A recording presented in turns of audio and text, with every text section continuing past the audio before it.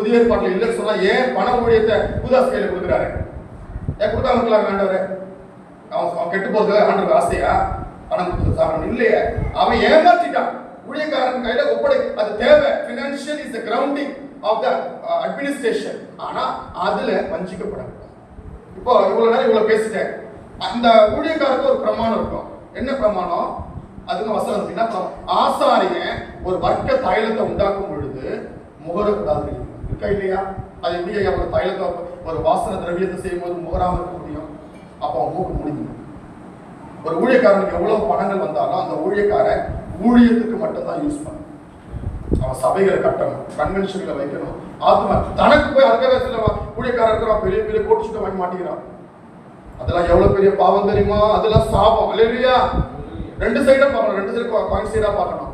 பெரிய கோட் ஆண்டவருக்கு கொடுத்தா இருக்கிறான். போய் இந்த சட்டை கூட எனக்கு ஐயா தான் கொடுத்தாரு. நான் நினைச்சா வாங்கலாமே கோட் ஷூட்டு. வாங்க முடியாதா? ஒரு தூரம் ஃப்ளைட் டிக்கெட் போட்டு வரவனுக்கு ஒரு சட்டை வாங்க தெரியாதா?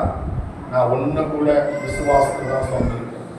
எங்களுக்கு வரக்கூடிய காணிக்கை எல்லாம் ஊழியத்துக்கு செலவு. அல்லேலூயா, அல்லேலூயா. அங்க வேத வசனம் திட்டவட்டமா எழுதப்பட்டிருக்க மல்கியா 3ஆம் அதிகாரத்துல மனுஷன் தேவனை வஞ்சிக்கலாமா? எங்கடா போய் ஆண்டவரை சோதிக்கலாமா? தப்பா தப்பு இல்லையா?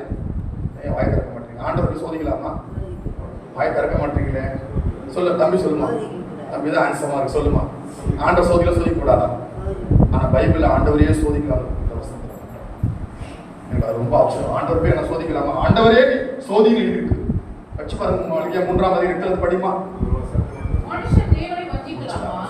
மனுஷன் தேவனை வஞ்சிக்கலாமா? நீங்களோ என்னை வஞ்சிக்கிறீர்கள். எதனாலே உம்மை வஞ்சித்தோம் என்கிறீர்கள்? தசம பாகத்திலேயும். இது வந்து நியாய பிரமாணத்துக்கு கீழ்வடைந்த சத்தியம் கிடையாது. நியாய பிரமாண காலம் தாவீதுக்கு முந்தியோடு நிக்குது. தாவீதினுடைய காலம் வந்து நியாயப்பிரமாண காலம் இல்லை. நியாயப்பிரமாண காலம் தாவீது முழுமையா இருந்துச்சுன்னா தாவீது அழிக்கப்பட்டுருவான். ஏன் தெரியுமா? ஆசாரியன் மகா பசுத்த சரத்துக்குள்ள இருக்கிறதான அப்பத்தை தாவீது புசித்தான் எழுதியிருக்கு. நிறைய பேர் தவறா போதிப்பாரு. நியாயப்பிரமாண வசனமே தெரியாது. வேதத்துல 10 யுகங்கள் உண்டு. ஒன்று தூதருடைய யுகம், 2வது அறியாமை காலம், பீரியட் ஆஃப் இக்னோரன்ஸ், 3வது பலியின் காலம், மனசாட்சியின் காலம். பலி செலுத்தினாங்க, மனசாட்சி சுத்திகரிக்கப்பட்டாங்க, the period of conscious. அடுத்தது நியாயப்பிரமாண காலம்.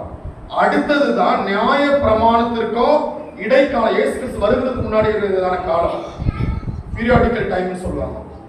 அங்க நியாயப்பிரமாணம் கொடுத்தப்பட்டுருச்சு, வேதாகமம் கொடுத்தப்படுகிறது, உபத்திரவங்கள் ஓடுது.